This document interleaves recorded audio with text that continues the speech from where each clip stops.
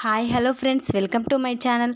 Friends, మా ఛానల్ని first time చూస్తున్నట్లయితే తప్పకుండా సబ్స్క్రైబ్ చేసుకోండి. అలాగే వీడియో నచ్చినట్లయితే లైక్ చేయండి. స్టోరీలోకి వెళ్ళినట్లయితే ఇక 10 లక్షల కోసం దొంగతనానికి వచ్చిన భాగ్యం భర్తని ఆ ఇంట్లో నుంచి చూసిన శారదాంబ అసలు నిజంని బయట పెట్టబోతుందా? అటు భాగ్యం పెనిమిటిని శారదాంబ పట్టుకొని అందరి ముందు రామరాజు ఇంట్లో ఆ భాగ్యం పెనిమిటి భాగ్య కుటుంబం గురించి బయటపడేలా చేయబోతుంది. అది ఎలాగో తెలియాలంటే వీడియోని స్కిప్ చేయకుండా చివరి వరకు చూడండి. నర్మద ఎక్కడ మా గుట్టు బయట పెడుతుందో అని చాలా బాధపడుతూ టెన్షన్ పడుతూ ఇంట్లో ఉంటారు.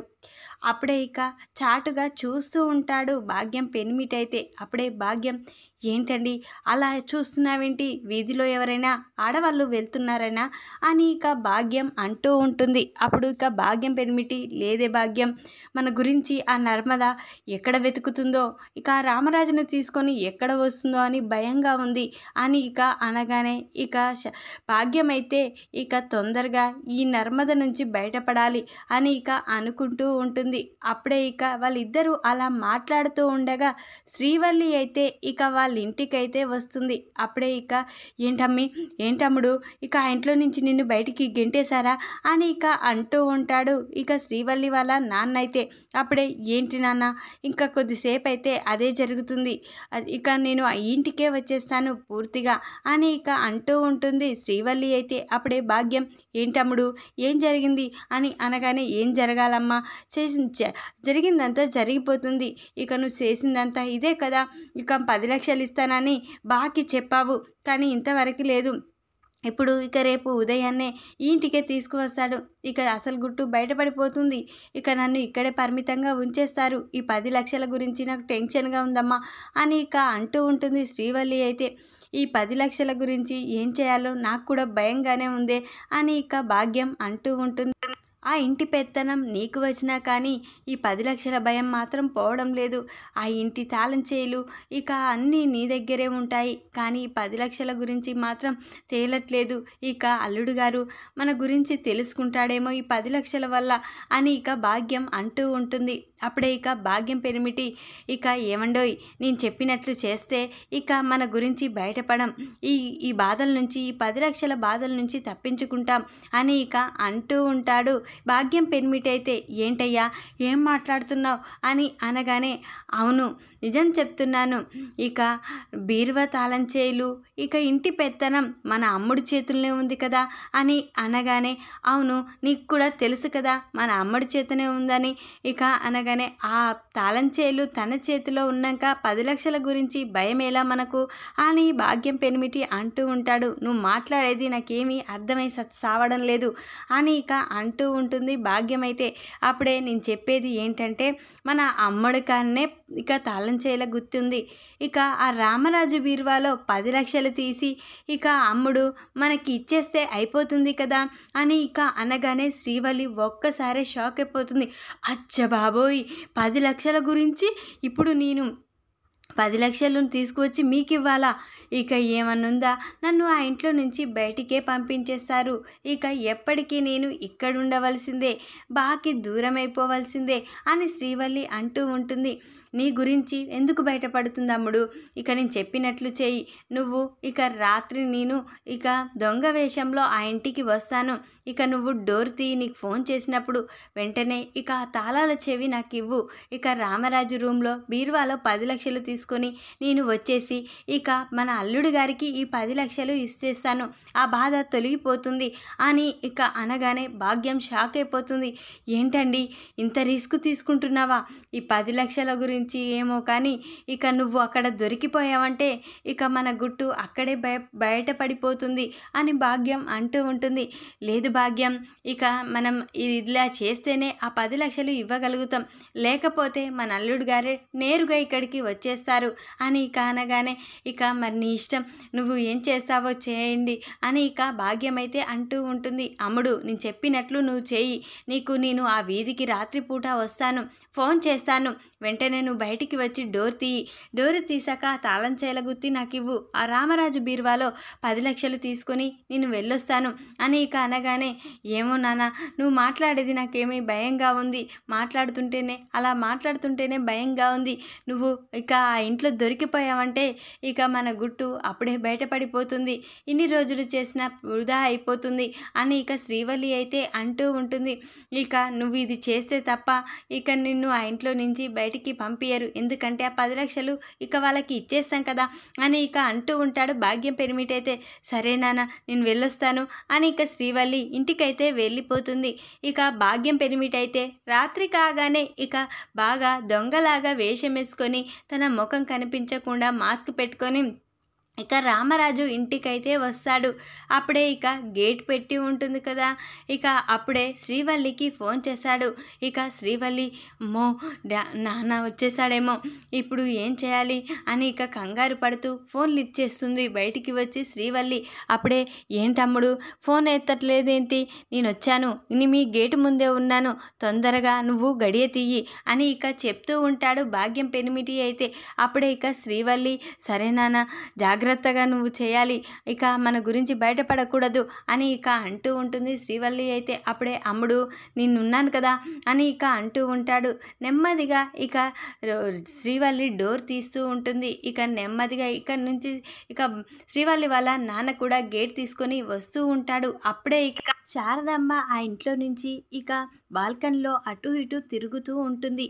అప్పుడే ఇక రామరాజు ఇంటి వైపు చూస్తూ చాలా బాధపడుతూ ఉంటుంది.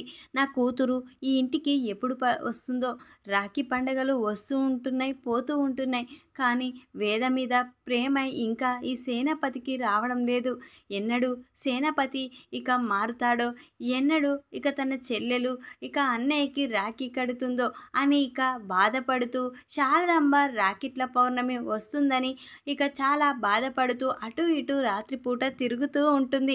అప్పుడే శారదాంబ ఆ ఇంటి వైపు చూస్తుంది కదా, అప్పుడే నెమ్మదిగా శ్రీవల్లి వాళ్ళ నాన్న ఆ ఇంట్లోకి వెళ్ళడం గమనిస్తుంది. ఇక ఇదేంటి, ఆ ఇంట్లోకి ఎవరో దొంగలా ఉన్నారు, అందులోకి వెళ్తున్నాడేంటి అని ఇక శారదాంబ అలాగే చూస్తూ ఉంటుంది. ఇక నెమ్మదిగా ఇక శ్రీవల్లి వాళ్ళ నాన్న వెళ్తూ ఉంటాడు. ఇక శ్రీవల్లి వెళ్ళి డోర్ తీస్తుంది. వాళ్ళ నాన్నని చూసి షాక్ అయిపోతుంది. నాన్నగా జాగ్రత్తగా నువ్వు దొంగతనం చేయి అని చెప్తుంది. ఇక ఆ తాళం చెవి కూడా తనకి ఇస్తుంది కదా. అప్పుడే ఇక శారదాంబ, ఇదేంటి, ఆ గడియ పెట్టలేరా, ఆ గడియ ఎలా ఊసొచ్చింది, ఇక ఆ దొంగ ఏంటి ఆ ఇంట్లోకి ఎలా వెళ్తున్నాడు, తొందరగా ఆ దొంగని పట్టివ్వాలి, ఇక ఆ ఇంట్లో ఏదో దొంగతనం చేయాలనే చూస్తున్నాడు, ఇక ఆ ఇంట్లో వాళ్ళకి తెలియచేయాలి అని ఇక శారదాంబ అయితే అక్కడి నుంచి పరిగెత్తుకుంటూ ఇక ఇక్కడికైతే వస్తుంది. ఇక అప్పుడే ఇక భాగ్యం వాళ్ళ పెనిమిటి శ్రీవల్లి నాన్నైతే ఇక శ్రీవల్లి ఇక రామరాజు బీరువా తాళం గుత్తి అతనికి ఇస్తుంది కదా. వెంటనే ఇక శ్రీవల్లి వాళ్ళ నాన్న రామరాజు రూమ్లోకి నెమ్మదిగా వెళ్ళి బీరువా తాళం తీస్తాడు. ఇక అప్పుడే ఇక రామరాజు బ్యాగు అక్కడ కనిపిస్తుంది కదా. ఇక అందులోనే డబ్బు అంతా సర్దుకొని ఇక చిన్నగా ఇక సంకలో ఆ బ్యాగు పెట్టుకొని బయటికి వస్తూ ఉంటాడు. అప్పుడే ఇక శారదమ్మ అతన్ని పట్టుకొని దొంగ దొంగ అని గట్టిగా అరుస్తూ ఉంటుంది. అప్పుడే ఇంట్లో వాళ్ళంతా బయటికి వస్తారు. ఏంటమ్మా అని ఇక అంటూ ఉంటారు. ఇతనెవరు అని ఇక అనగానే, ఎవరోనే, ఇక నేను ఆ ఇంట్లో నుంచి చూసేసరికి ఈ దొంగ ఇంట్లోకి వస్తున్నాడు, అప్పుడే ఇక అతన్ని చూశాను, ఇక అందుకనే ఇంట్లో ఏదో దొంగతనం చేయడానికే వస్తున్నాడని ఇక్కడికి పరిగెత్తుకుంటూ వచ్చాను.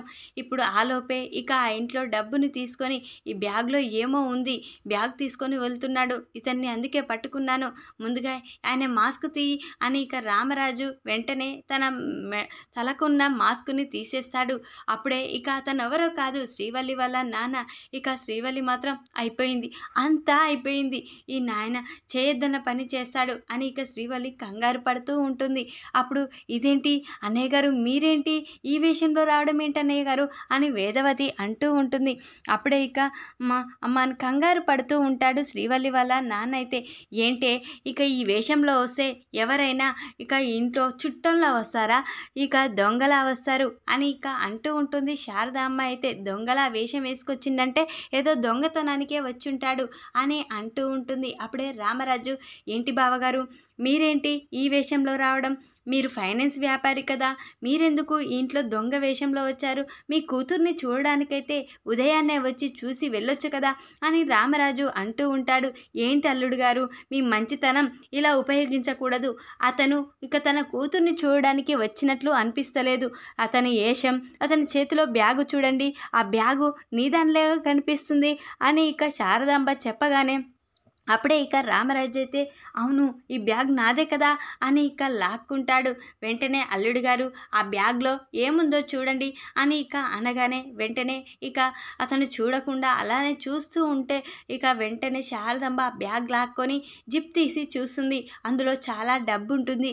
అది చూసి ఒక్కసారే షాక్ అయిపోతా.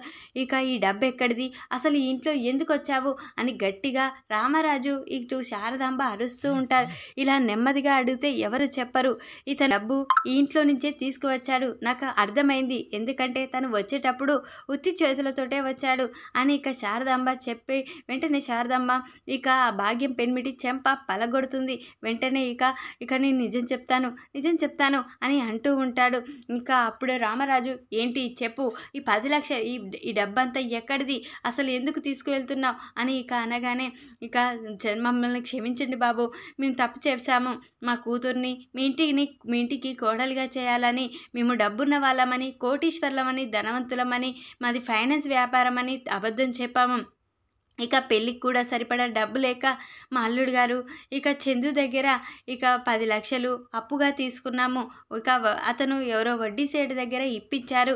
అయితే ఇప్పుడు అతను 10 లక్షలు అడుగుతున్నారని తెలిసి ఇక అల్లుడు గారి ముందు మేము మళ్ళీ మా గురించి బయటపడుతుందేమో అని ఇక 10 లక్షలు ఈ ఇంట్లోనే తీసుకువెళ్ళి ఇక ఆ డబ్బుని అల్లుడు గారికి ఇవ్వాలని చూసాము అని ఇక భాగ్యం పెనింటి నిజాన్నైతే మొత్తం బయట పెడతాడు. ఒక్కసారి రామరాజు, వేదవతి ఇంట్లో వాళ్ళంతా షాక్ అయిపోతారు.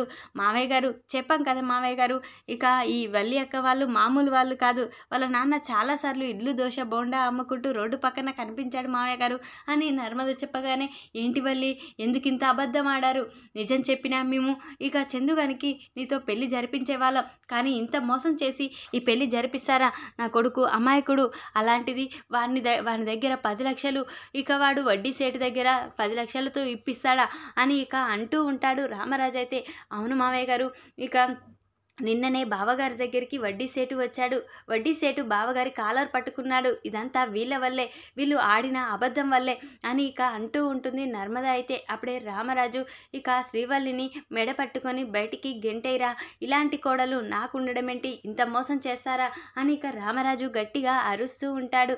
అప్పుడే ఇక చందు నాన్న మీరు అలాంటి తప్పు చేయకూడదు నాన్నగారు, ఇదంతా నేనే చేశాను, నా వల్లే జరిగింది, వీళ్ళ గురించి తెలుసుకోకుండా నేను పెళ్ళికి ఒప్పుకున్నాను, వీళ్ళ గురించి తెలుసుకోకుండా 10 లక్షలు వడ్డీ సేటు దగ్గర తీసుకువచ్చి మీ పరువు తీశాను, ఇదంతా నా వల్లే జరిగింది, కాబట్టి నేనే ఈ తప్పుకి పరిష్కారం వెతికాను, వెంటనే ఇక ఈ శ్రీవల్లిని 1 నిమిషం కూడా ఇంట్లో ఉండనివ్వకూడదు అని ఇక వెంటనే ఇక చందు అయితే శ్రీవల్లిని మెడ పట్టుకొని బయటికైతే గెంటేస్తాడు. అదేవిధంగా ఇక శ్రీవల్లి వాళ్ళ నాన్నను కూడా ఇక ఇంట్లో నుంచి బయటికి అయితే గెంటేస్తారు. ఇక ఇద్దరు కలిసి ఇంటికైతే వెళ్ళిపోతారు.